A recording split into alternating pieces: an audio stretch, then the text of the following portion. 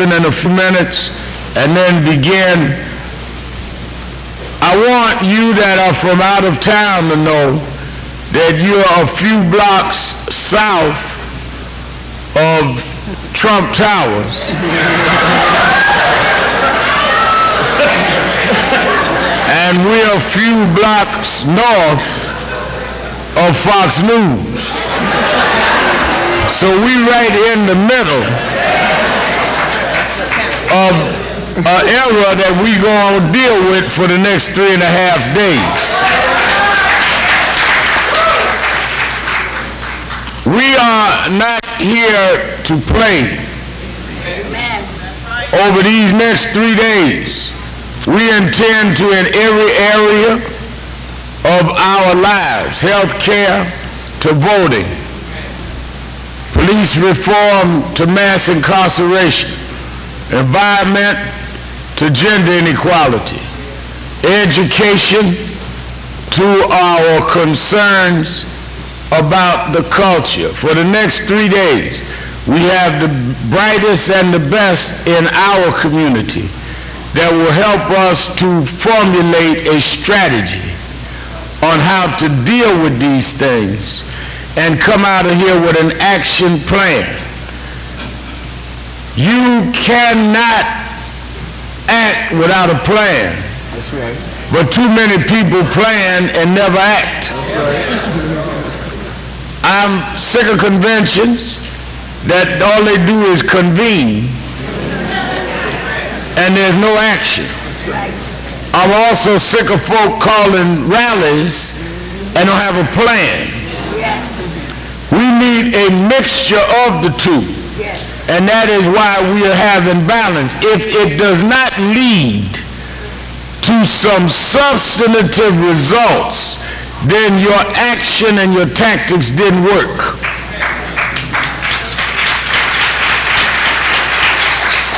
Many saying, well, it's a new day. Well, every new day don't mean it's a better day. Today is a new day, but it's not as sunny as it was the other day. I believe in the day where we showed us at our best and we can do it again. The reason I'm not afraid of Donald Trump winning is because we won twice with Obama. All we got to do is do what we've already done. You can't be afraid of folks you already beat. And I think that we can get things done even in this era. But let me, before I go any further, I want to, before we cut the ribbon, we have some of our local elected officials in New York that I want to be able to give greetings. Tish James, our public advocate, spoke. Give her a big hand.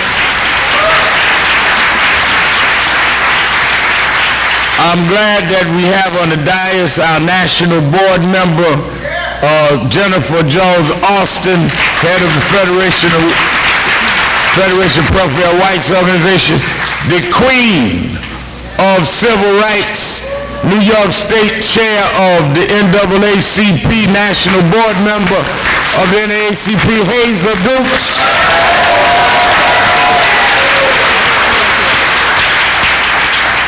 The senior pastor of the Metropolitan Baptist Church in Newark, New Jersey, a national board member of NAN, and certainly one of the outstanding businessmen in our nation in Black America, Reverend David Jefferson. Pastor of the First Baptist Church of East Elmhurst, Queens, and one of the chief officers of Impact, one of our sister organizations, Reverend Johnny Green, Reverend Patrick Young. And a lady beloved, a sister beloved that we've been a part of her family, she's been part of our family since 2006.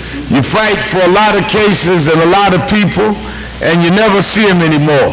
She never left the movement. She never left our side and we her side. And she has been a rock in a weary land, the mother of Sean Bell, Mrs. Valerie Bell.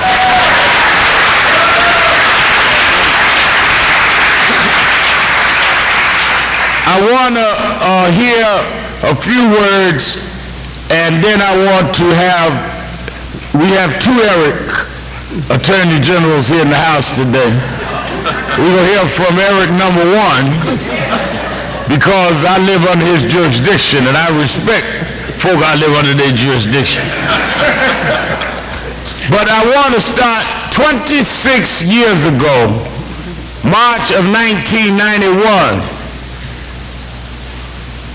We started National Action Network. Our dream was to bring North and then National a revival of what Dr. King had done in the 60s. When we started, there were not many that gathered with us at PS 175. And we got ready to incorporate. One of 5 people that signed incorporation papers was an ex-policeman in New York. He signed in. He's with us 26 years later as one of the original incorporators of National Action Network. He is now the board president of Brooklyn.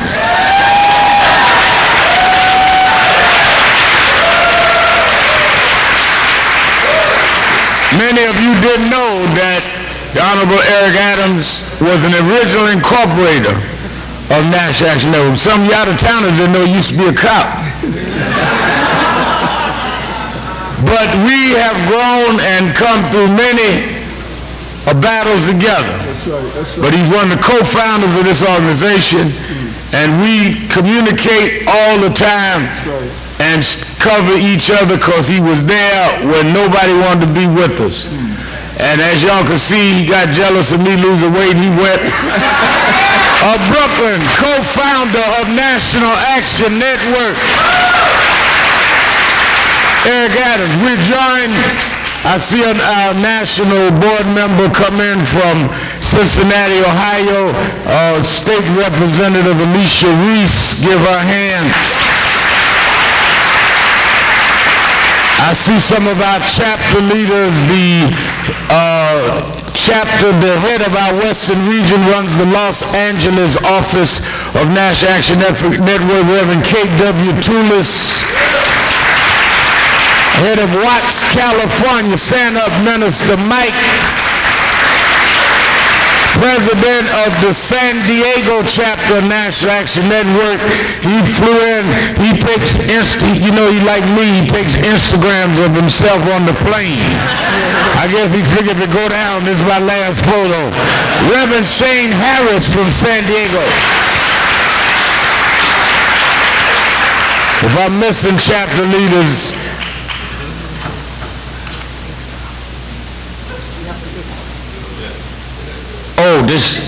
that's my daughter, thinks she's in charge all the time. Dominique Sharpton, head of membership.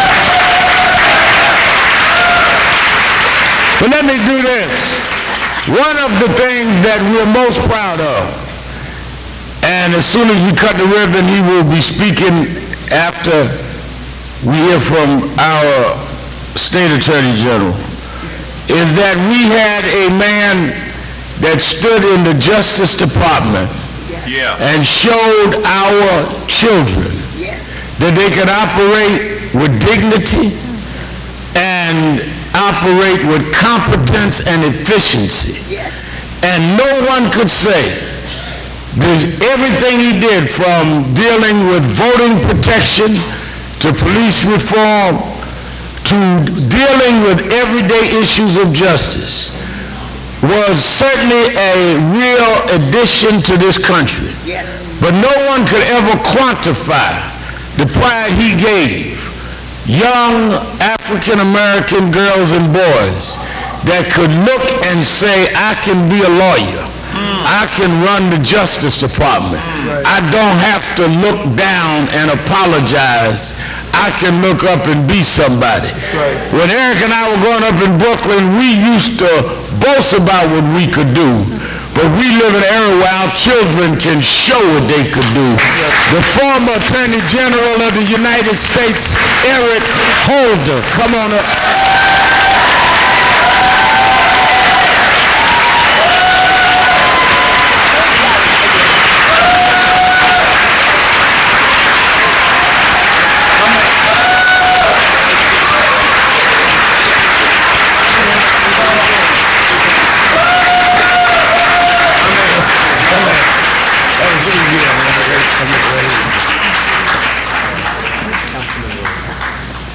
One of the things that we are going to have to deal with in these 3 days, there was a time when local jurisdictions would do things we feel and felt were less than just. We could go and say we're going to the Justice Department, we're going national.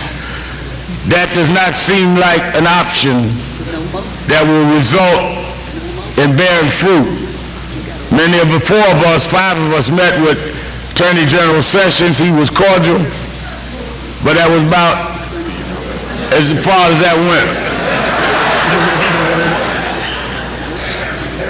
A model that we ought to look at, and you from around the country, is that in New York, working with Attorney Michael Hardy and National Action Network, working with the mothers of the movement, the governor of New York appointed a special prosecutor on all police shootings of unarmed people so that it takes the politics out of local counties and deals with an objective, non-political kind of deliberation. Doesn't mean you're going to always get the results you want or I want. That's right. But it does mean that it is a more objective and balanced investigation.